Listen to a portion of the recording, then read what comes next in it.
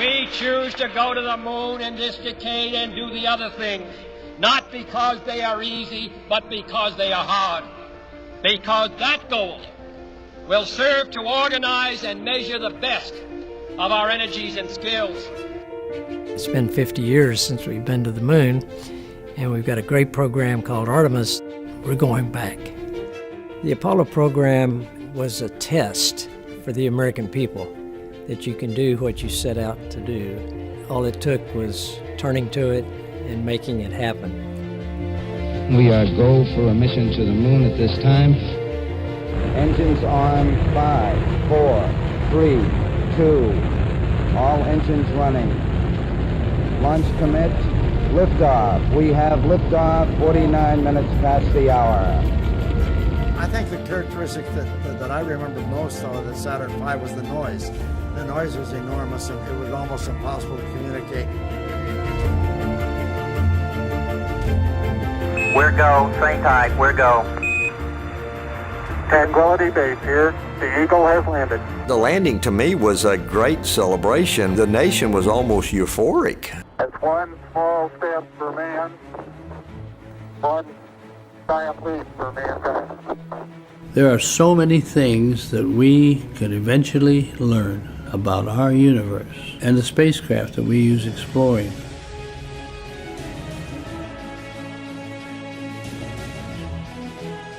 We are a nation of explorers. During Apollo, we were on national TV literally every day because we were doing something visible that Americans could see and they could feel and say, look what we are doing.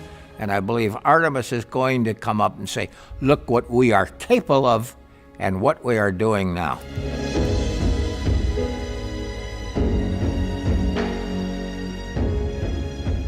Artemis will stand on the shoulders of Apollo. They're going to have the eyes of the world on them when they start down this trail. The science of a space flight is one that will continue to inspire. Going to the moon generates technology, more communications, more computer technology, more sophistication in manufacturing that help us in everyday life. We have a generation that is ready, a generation with that technology, a generation with the education. Artemis represents the future in space. It is our next big step, and it is time to take it.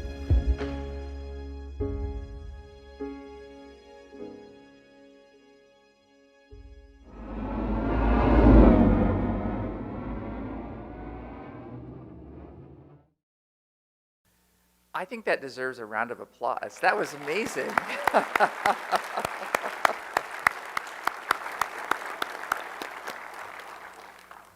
Good morning. I'm William T. Harris, President and CEO here at Space Center Houston. We're a space exploration learning destination dedicated to bringing people in space closer together. We also have the privilege of serving as the official visitor center for NASA Johnson Space Center, the home of astronaut training and mission control.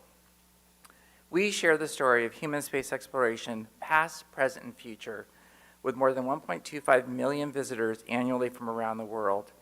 Our mission is to reveal how science and humanity power space exploration. Space exploration has a great impact to our life on Earth.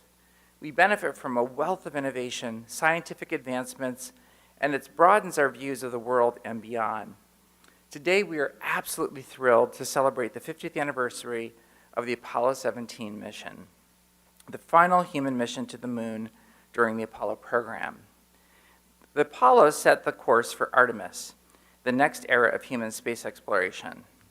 Just this past Sunday, NASA's Orion spacecraft successfully splashed down, fulfilling a milestone with Artemis I, as we prepare to return to the moon, however with a new purpose. Space Center Houston houses a wide variety of Apollo-era artifacts, including America, the Apollo 17 command module.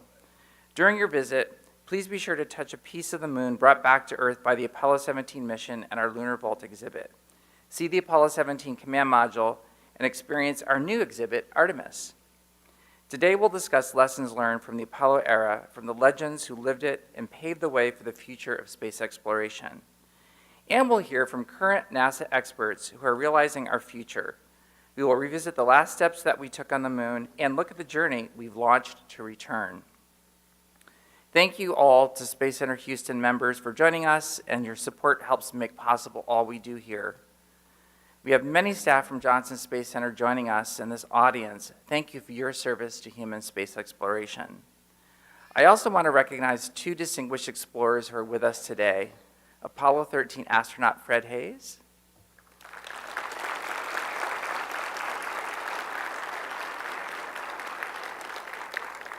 and shuttle-era astronaut Tim Kopra, who served on expeditions 20 and 46 on the ISS. Tim, I think you're here. Yes. Oh, there we go. We're also honored to be joined by the families of our legends and explorers. Jan Evans, who is the wife of Apollo 17 pilot Ron Evans, and many members of the Evans family. Jan.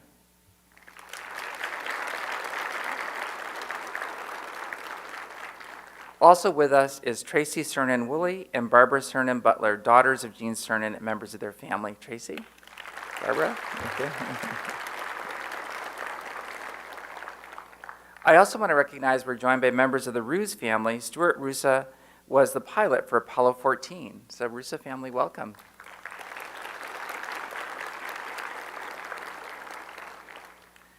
So a little bit of housekeeping. After our presentation, we'll take questions from the audience. So please stay with us for the discussion. We have a QR code that will be on the screen, so you can use your camera to take a picture of that, and you'll be able to text your questions to our moderator. It's now my great pleasure to introduce the moderator for today's program, Vanessa Wyche, who is the Center Director of NASA Johnson Space Center. Please join me in welcoming Vanessa.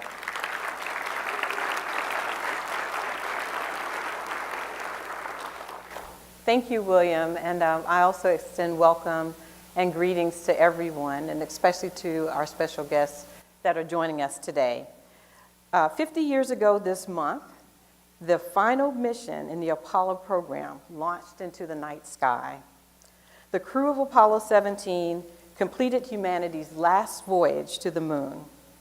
Harrison Schmitt, the first scientist to investigate the moon, was a geologist who had been part of the backup crew for Apollo 15. On Apollo 17, he served as pilot of the Lunar Module Challenger, and Eugene Cernan was commander, and Ronald Evans piloted the command module America. And as William said, you guys can actually see that particular spacecraft here at Space Center Houston. But at the end of their third and final EVA, Commander Gene Cernan spoke the now famous quote, "We leave as we came, and God willing, we shall return, with peace and hope for all mankind." And we're so very excited that through Artemis, we are now going to be returning, and returning in a sustainable way. So very, very proud of the work. As William said, you know, we were able to successfully launch Artemis, the rocket, with Orion on top. Orion had a very successful mission, and then we had splashdown on Sunday. It's just an incredible, incredible time. And that was an uncrewed mission, which now sets us up for our crewed mission on the next Artemis launch, Artemis II. But Apollo 17's mission was successful, collecting the largest batch of lunar samples, one of which we actually opened this year for study and investigation. But they set records for the longest time in lunar orbit and on the lunar surface. In the intermediary 50-year period from Apollo 17 to today, NASA's human spaceflight program has been working in low Earth orbit and preparing to pick up where the Apollo program left off. The 135 launches of the Space Shuttle program, the construction of the International Space Station, which we've now had our astronauts living off this planet for over 22 continuous years. I think that deserves a round of applause.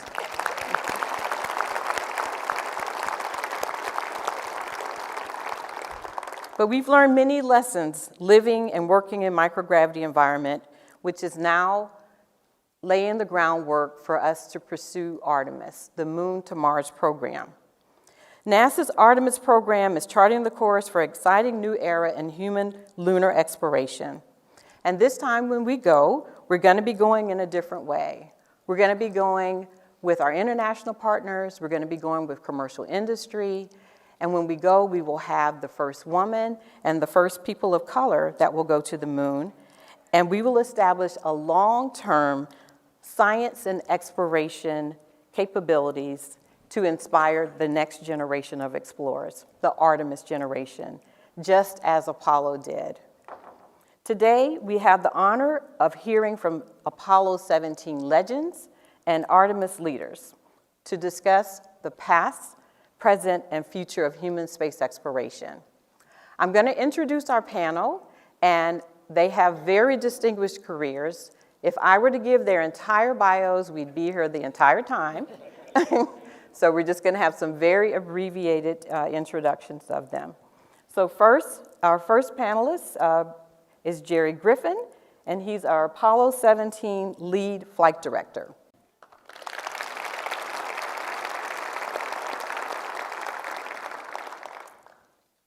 Kranz, Apollo 17 launch flight director, Moon and Earth. And joining us remotely is Charlie Duke, Apollo 16 moonwalker and Apollo 17 backup lunar module pilot.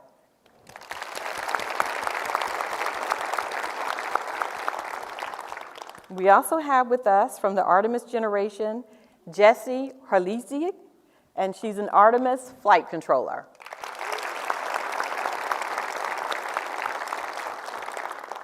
We have Antja Chambers, and she's an Artemis engineer.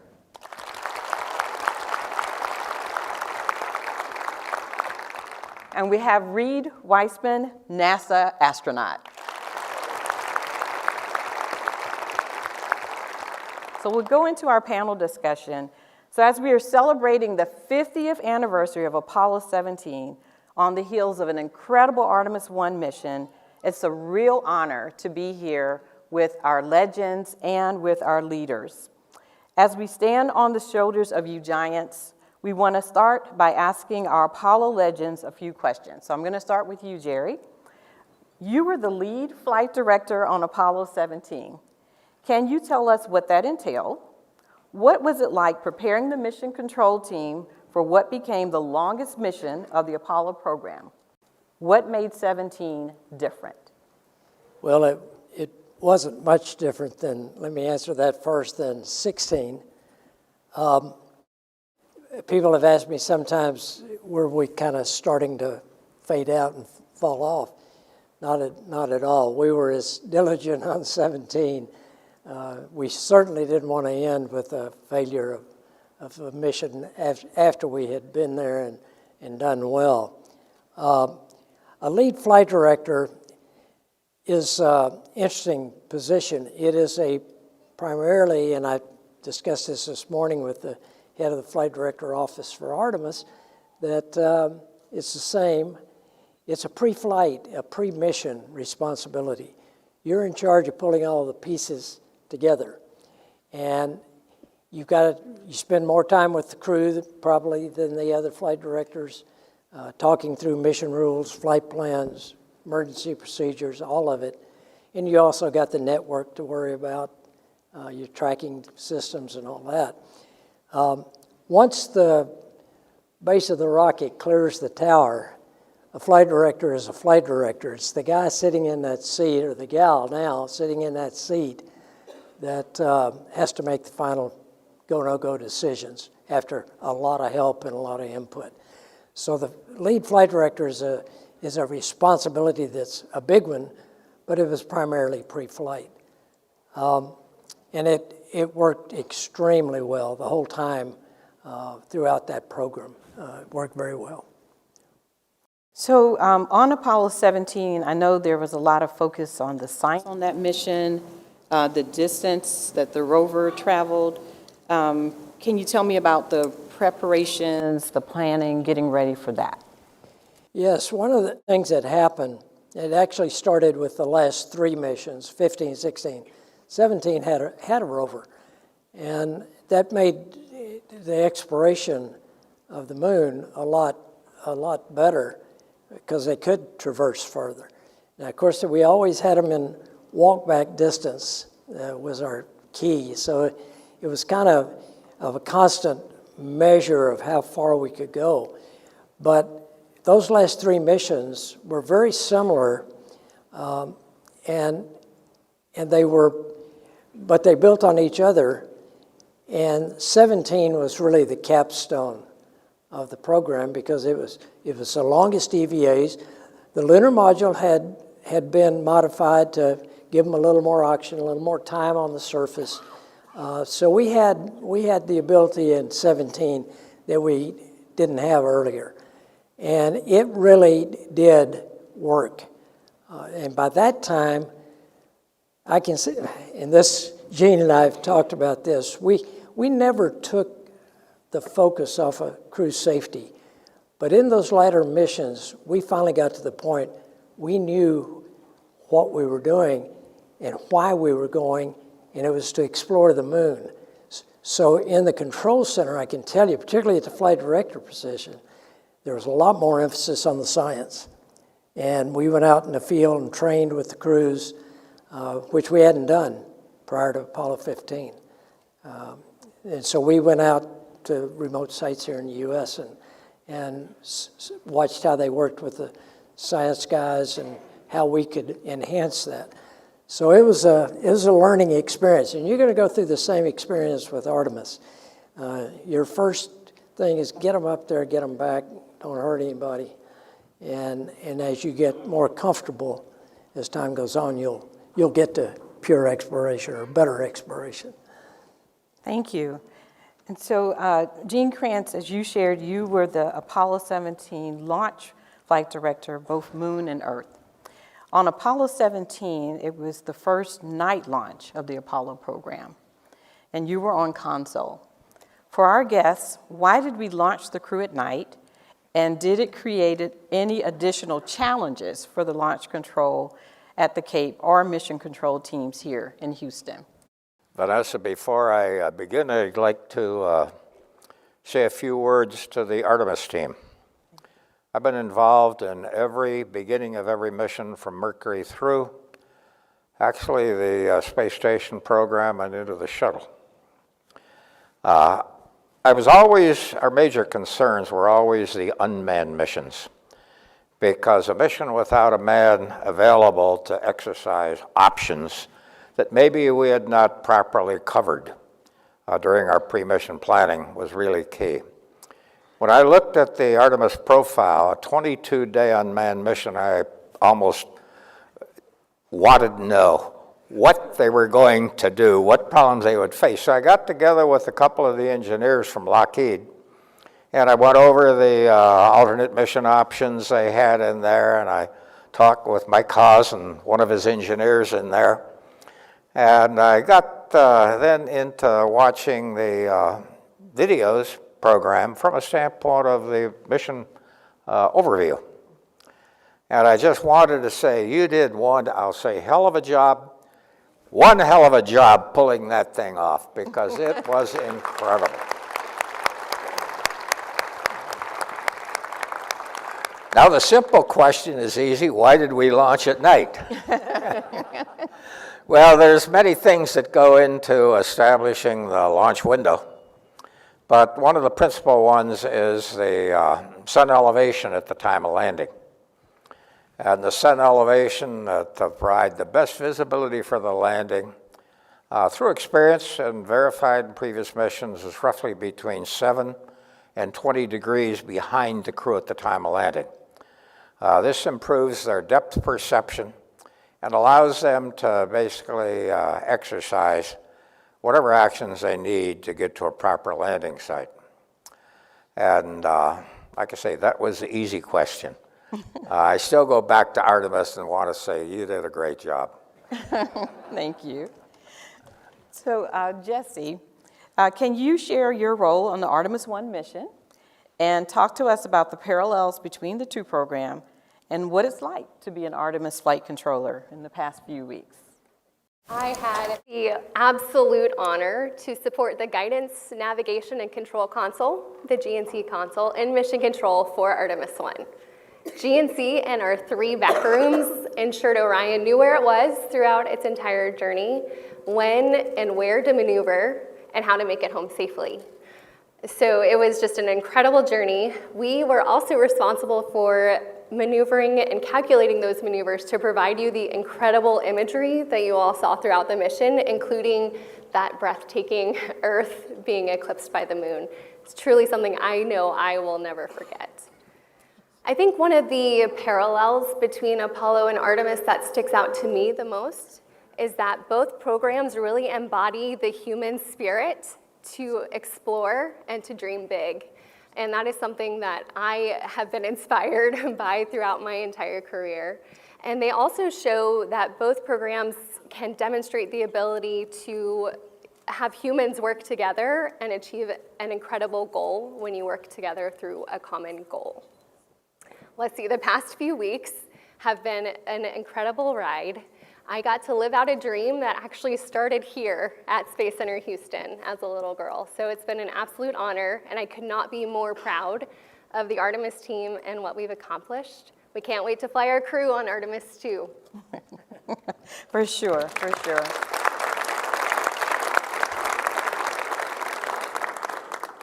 Antja, as an Artemis engineer with expertise in water recovery systems, how does the work you're doing ensure the health and safety of our Artemis crews? So currently, I'm serving as the Human Landing Systems Program. It's basically the portfolio manager of a lot of the hardware that's provided specifically for crew use. So anything from the emergency hardware to the food to the medical kits. All of it is meant to ensure the safety and health and ensure their performance during the mission. And so all of that ranges from making sure that they have the right medical supplies during their mission, that they have the right food that has the right caloric content for that. We also have what we call the Lunar Loo, which is the Lunar Laboratory on Orbit. If you know one thing about NASA, we love our acronyms, and it's exactly what you say. It's about making sure that we have waste management on orbit, everything to protect the crew and make sure that they can do what we take for granted from a day-to-day basis, and to ensure that the safety is ensured during that. Awesome, thank you, Antja. So joining us remote, yeah. I think the crews will tell you they appreciate knowing that we're working on that loo. So Charlie's remote, you're joining us remotely. Thank you for joining us. Can you hear me okay? I see the stage and a few front rows, and you're loud and clear. So hopefully I'm visible to you. Yeah. You're visible and loud and clear. On Thanks. Apollo 16, you were the lunar module pilot and one of very few people who not only walked on the moon, but rode the lunar rover on the surface. Then you became the backup lunar module pilot for Apollo 17. Talk to us about the crew of Apollo 17 and your memories of training with them after having returned on Apollo 16. Well, of course, we were all close friends, the astronauts during Apollo. So when John and I returned, they needed a backup crew for 17. And we realized it was after that, there was no more crew assignments, but we volunteered anyway because who knows what might happen, and we might be a good support for the crew since we just got back, and we give them insight into the rover, stowage of the lunar module, procedures, and this kind of stuff. And so it worked out really well. We were a good support for them. We worked hard to learn the flight plan and to help in the planning. So being a backup crew on a dead-end job really was pretty exciting. We had good training down at the Cape, and so we got to know each other's idiosyncrasies and things like that. So we were able to help the prime crew and have inputs into some of the flight plan as far as the lunar surface activity goes. So it was we melded really well, and was delighted that I got to work on 2 backup crews, prime crew, and 2 times in mission control. So Apollo was very exciting for me. So I happen to know you've shared with me before that you guys like to pull pranks on each other. Do you have any you remember of sharing pranks with Apollo 17? Yeah, one that when Stu Russo was the backup command module pilot, and John Young came in one afternoon as panting as he'd been out running a rover track, which was out into the boonies, and he came across this big snake, and it was huge, he said, and so he said, I threw rocks at him, and I think I wounded him a little bit. So Stu Russo and I got our rental car, and we drove out there and found this big snake, and dispatched him, and said, well, let's have a joke, and so we took the snake and we coiled it up under Gene Cernan's chair in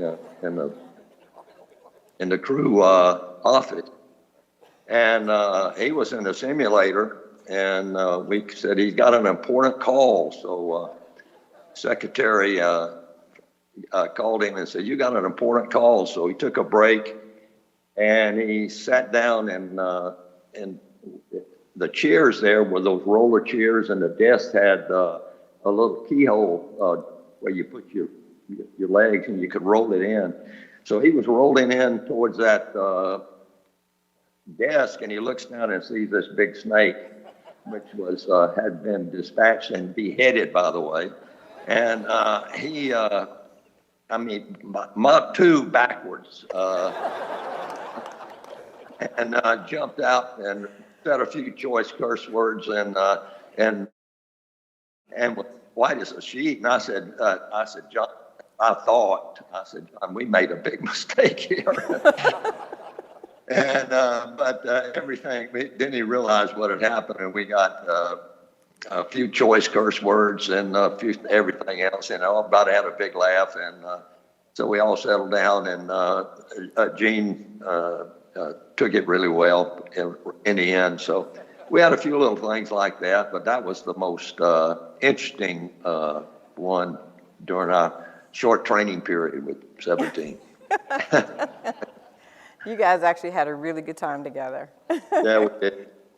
We were, I think, being on the backup crew with that experience we had as with our 3 days on the moon, it was really helpful to them in their training, and we were able to give them some ideas about their traverses and what they should look for and everything else like that. And they did a fantastic job as we built on the expertise of the 3 previous missions with the rover. We got more and more confident with the rover, so I don't remember exactly how far Apollo 15 went, but we went out about 4 miles or so, maybe a little bit more. Well, 17 did 7 miles, and so with the confidence in the rover, we were able to expand the exploration territory, and it worked really, really well. Awesome. Well, thank you for sharing that. Pleasure. So Gerry and Gene, this one is for both of you. What do you think Apollo did that will help Artemis the most? It's kind of a hard one. I've thought a lot about that more in recent years than I did early on. I think the thing that we probably provided that will help them the most is the fact that we did it. When we started Apollo, it had never been done, and we thought we could do it, and we were a bunch of young people that had great leadership, and we pulled it off. And when I say we, I'm not just talking the Mission Control Center, I'm talking the whole system. We pulled it off. Now that takes that element out for Artemis. It can be done. We did it 50 years ago. Artemis will have much better tools to do it, technology tools, and I think it'd be very successful. But I think the thing that you can take off your plate and not worry about is that it can be done, because we did that.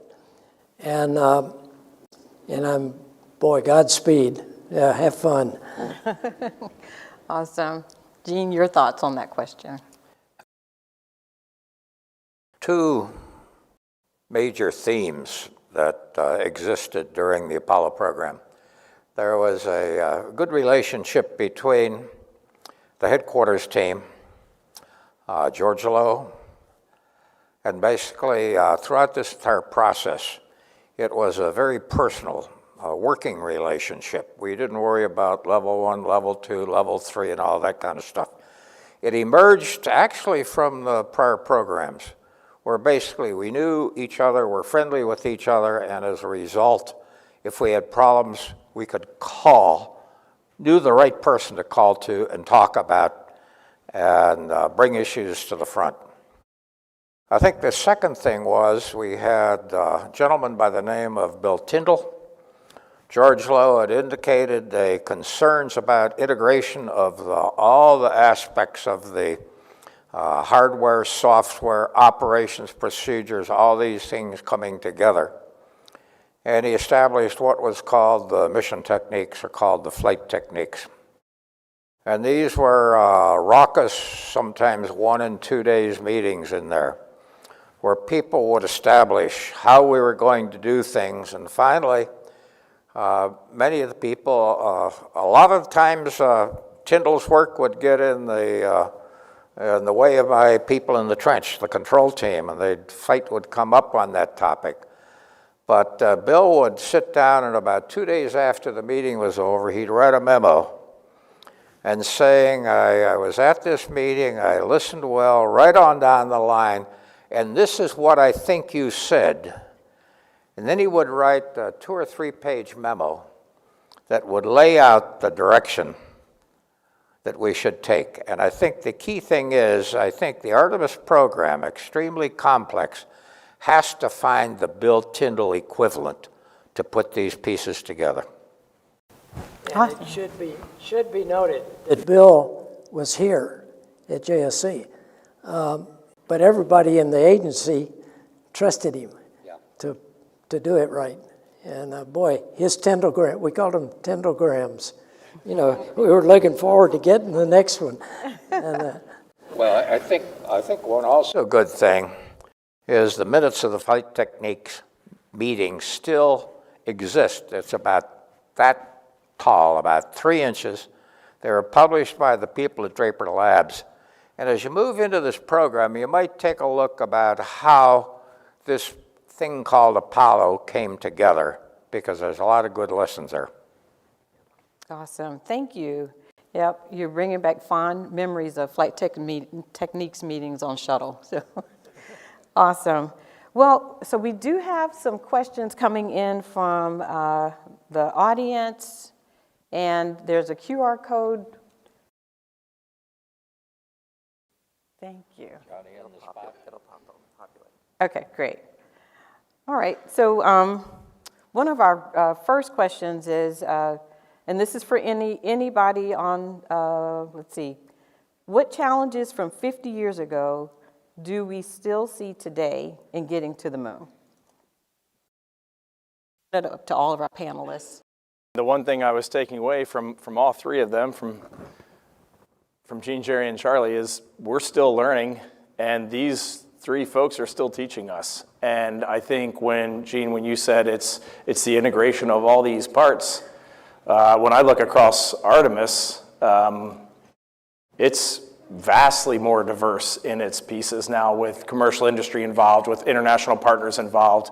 The diversity of this team from bottom up is unbelievable, as well as the hardware. And so I think the thing from 50 years ago that is still going to be a major challenge, and our agency is talking about it every day, is how do we integrate all of these parts and who oversees that? So I thought that was a great comment. And I need to point out, because we have Charlie here, it's the 50th anniversary of Apollo 17.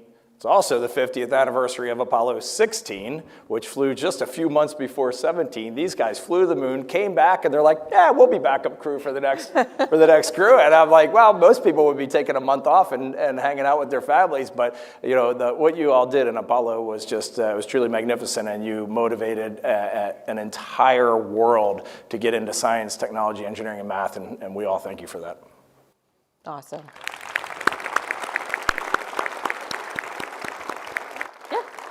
Pick up on one thing. I think the one thing that the hill to climb yet for Artemis is the fact that the moon is still 240,000, give or take, miles away, and it's tough. It's a hard business. And somewhere along the way, you're probably going to get your nose bloodied, hopefully not too bad, learn from it, and move on.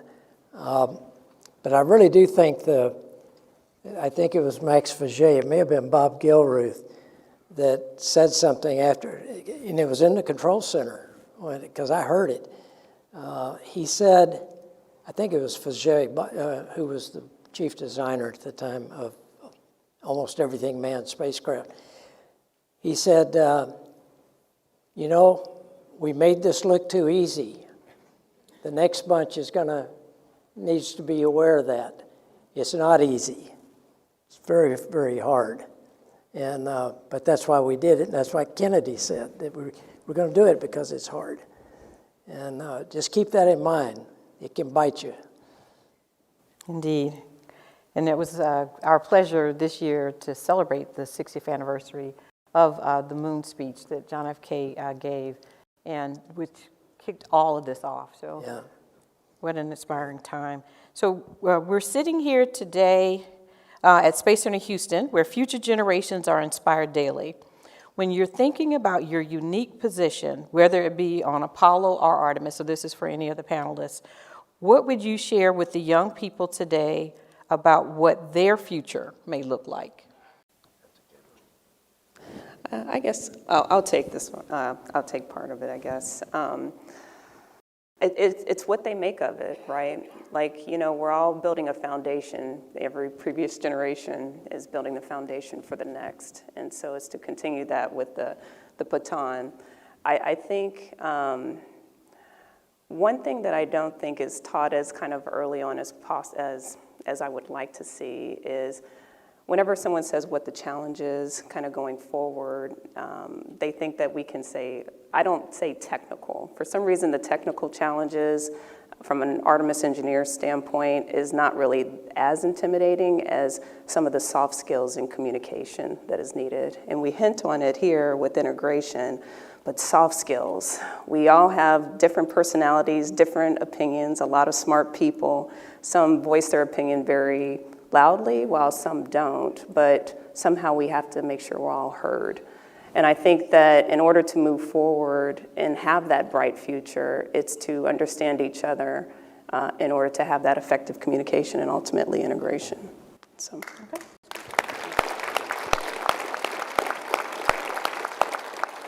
Okay, and the questions are pouring in, so I'm going to try to get through as many of them as I can. So for Mr. Griffin and Mr. Kranz, what technology used in Artemis do you wish you had in Apollo? Can I take it? It's funny because in 1972, even when we flew 17, we had the best technology available, and we thought it was wonderful because it was all we had, and it was the peak at that point. Now, looking back, I would say if we had if we had had more computing power on board, we wouldn't have had to load and reload so many things through the display keyboard. It's called the DISCI. We would have had an ability to maybe just kind of run through it with one setup in the computer, and just like you do on your cell phone or PC or iPad, select what you wanted and just go on with it. But everything was slower. Then it had to be a little bit slower because we had so much to load. And we didn't have a good, the other thing, if you think about Apollo 13, with all the reading of checklists that we had to do, and Fred can tell you they ran out of paper to write on. We had no way to uplink anything like that. You had it in shuttle. You had a teleprinter that if you needed a new checklist, you just sent another one up. And we had to read all of that. So there were things like that that made it, and Jim Lovell just about came unglued on Apollo 13 because we were so late getting it up to him, getting the procedure to how to power up the command module after we had taken it all down. And I can tell you, they did it perfectly. But it sure would have been a lot easier just to zap that thing up there and have them run through it. That's the two things I think of. So, Reid, I had a couple of ones for you. People want to hear from you in general, and then they want to know what you have learned from folks like Gerry and Gene. What about the Apollo missions that inspired you? I always have to start by saying I wasn't alive, so that's a good step in the right direction. I think, first and foremost, I have to look back to when I was selected as an astronaut in 2009, which for some of you seems like a long time ago. For me, it seems like yesterday. And the day we showed up, these folks were involved in our training. They were our mentors. They were teaching us everything that we needed to think about. And they've been there by our sides every day since. We just had a great talk with Jack Schmidt this past weekend at a reunion. And that's the biggest thing to me, is that they really embody the lifelong commitment to human exploration, and they have never let their guard down, and that is pretty awesome. And I was listening to Charlie earlier when he talked about how valuable it was to come back from Apollo 16 and work alongside with the Apollo 17 crew, and that is exactly what we should be doing in Artemis. When that 2 crew lands, 3 is going to be deep in training for lunar exploration, and I bet there's a lot they could learn about Orion from the crew who had just flown it, and so they should be working side by side, and then 3 should be doing the same to share that legacy with 4, and then maybe in 30 years down the road, I could be sitting with the new class that we just hired and telling them about lunar geology. I think it sounds perfect.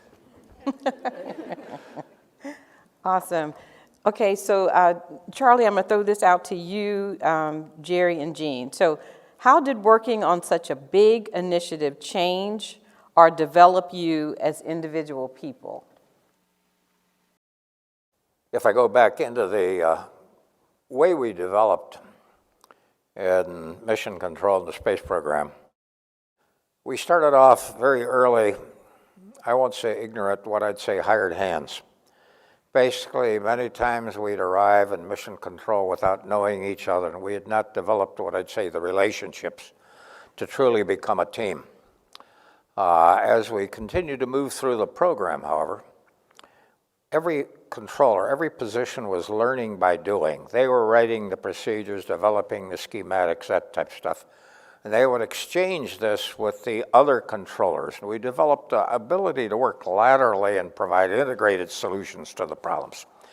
Now this turned to be very important in Apollo and even the shuttle program, because between the mission rules and the learning by doing, developing the schematic, writing the procedures, we were able to help the program through the change board process and developing workarounds, identified problems, doing assessments for them. So I think it's very important early in this game for the teams that are going to be in mission control writing these procedures to basically provide a check and balance upon what the contractors are doing through the mission rules, self-study, basically to acquire the knowledge that is going to give you the confidence to speak out and say, hey, I think we need to do something different here. I think all of us developed, as time went on, a confidence. And part of that was through the great, I mentioned it earlier, the great leadership that we had. They trusted us, our leaders, and pushed decisions down in those days, down to where the expertise was. And we would brief them, and they would, when we had a big issue like some of the stuff on 13, we would brief them and they would say, their major answer was, okay, how can we help you get it done? And we trusted the people below us. We had to, the flight directors, I'm talking below us. So to me, it became kind of a definition of what a real team was, from top to bottom. And it's really an exposure to take on a difficult task like we were doing. And I hope you've got that same setup in Artemis. It takes the whole team. You know, we almost lost, in that era, the personal pronoun I. We used we all the time. We're doing it tonight, or this afternoon, or wherever we are. We seldom used the personal pronoun I, unless you were saying I think. But when we had a decision, it was we were going to do it, or we did it. And it didn't make any difference whether it was done by the astronauts or done by somebody in mission control. It was we. It was the team that did it. So I think that team concept just permeated through us. Absolutely. And I will say that that is alive and well. Good. Alive and well. So Jessi, people want to know, what was your favorite moment personally with this Artemis mission? There were so many of them, it's hard to choose just one. But I think it was the first time I was on console for an orbit shift. And we were maneuvering Orion to take its first public affairs imagery shot of the Earth. And I knew that there were commands on the vehicle that were from my team that were just about to execute. And it was incredible watching the time at which the commands were supposed to execute. There it goes, and Orion starts maneuvering to look at the Earth and show the first shot of Earth from Orion. So that was, I think, my favorite moment. There were, again, so many, it's hard to choose, but that was definitely a highlight of my first shift. Yeah, and if you haven't seen the imagery from Orion, please go to nasa.gov. That's amazing imagery. Same thing.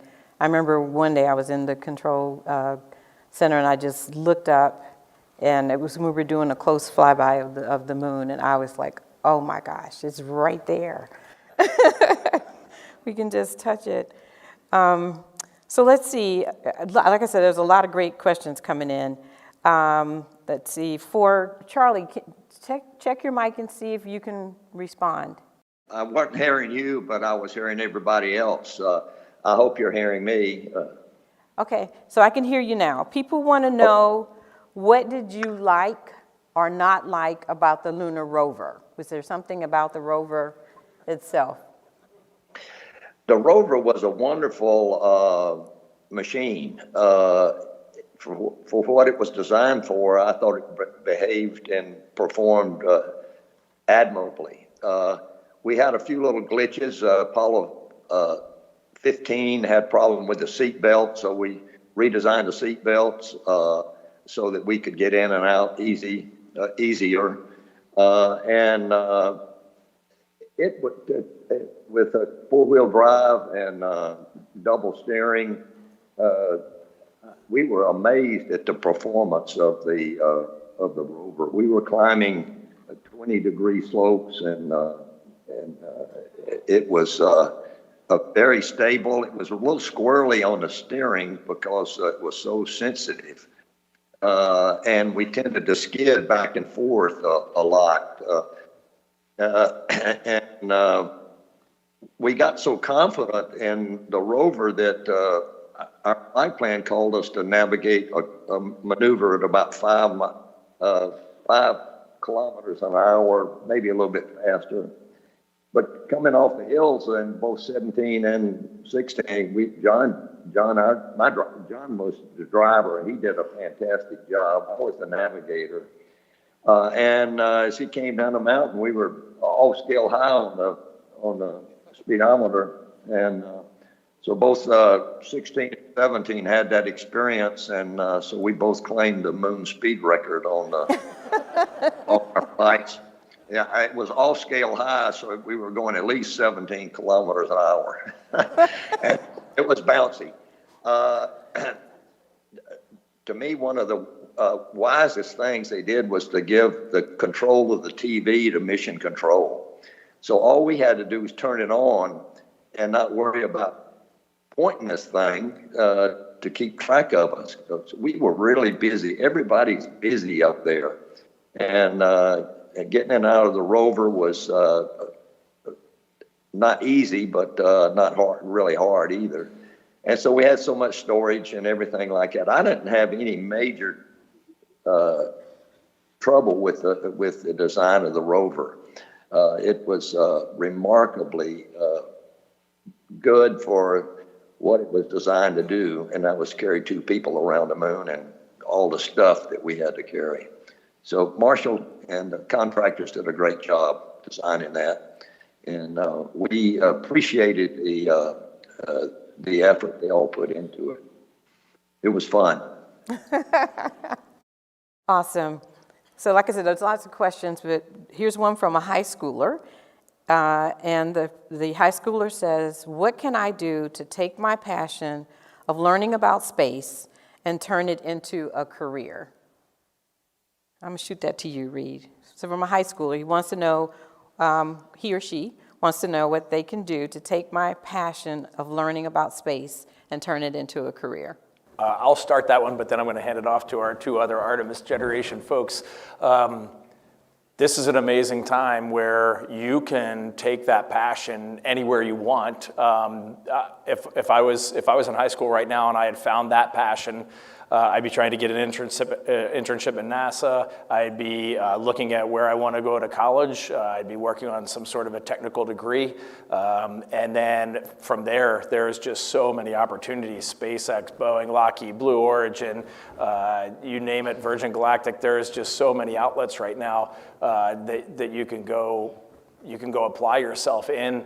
And then who knows, your life might take a little bit of a curve somewhere in there, and you may find a new passion along that road that takes you into some real specific technical job that you change the entire world. And that's a potential outcome of all of that. How about the NASA track? What should they do for the NASA track? I think you covered a lot of it. So if I put my supervisor hat on and sitting on panels, we need a lot of talent that is looking at science, technology, engineering, and math-related career fields. And so like you had mentioned, one of our key ways that we hire into NASA directly is through the Pathways Internship Program. And so I strongly encourage that it's an opportunity for you to internship with NASA. You do several rotations from flight operations to the engineering directorate to human factors. There's so many opportunities for you to experience it and to see whether or not you like it. And if you do, then it would be a great path directly for hiring. But we also have a very talented contractor workforce as well, and they have internships. So we have Boeing, we have Lockheed Martin, we have KBR, we have Jacobs, and a lot more. So that's where I would encourage that you explore that, is to reach out to the Pathways and look up Pathways Intern. We also have several internship opportunities as well that we also bring in. So. Go ahead. I will just add that you have a passion for a reason and follow it.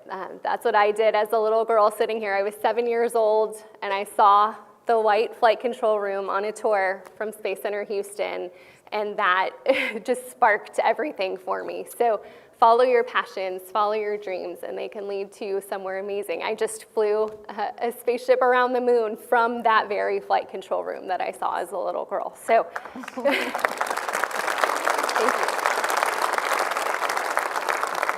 Gene? Generally, when I talk to the young people, I give them a few words: dream, aim high, and never surrender. And I think the key thing is, no matter what you're doing in life, schooling, right or down the line, you're going to run into bottlenecks, you're going to run into times when you are just tempted to just quit right on down the line. And I think the key thing is to continue growing. Always set your goal high, and then once you reach that goal, move it a bit higher, and continue this process of growing and learning throughout your entire life. And that, I think, is the thing that was really key to our success in mission control. We never stopped accepting the challenge to continue growing and being better. Yeah, I'm glad for that. So I'm being told we're going to have to wrap. And I know everyone, I still had lots more questions. And so just thank you all for the questions. But I want to thank our panelists. I want to thank our Artemis generation for being here and sharing your experiences over the past month and everything that's going forward. But I want to acknowledge and especially thank our Apollo generation, the panelists that are here. I see people from the Apollo generation in our audience as well. And I want to let you guys know that we truly appreciate everything that you did to set us on the course for now, returning to the moon and going forward. So just thank you, thank you, thank you. And Charlie, thank you for joining us remotely and sharing your wonderful stories with us.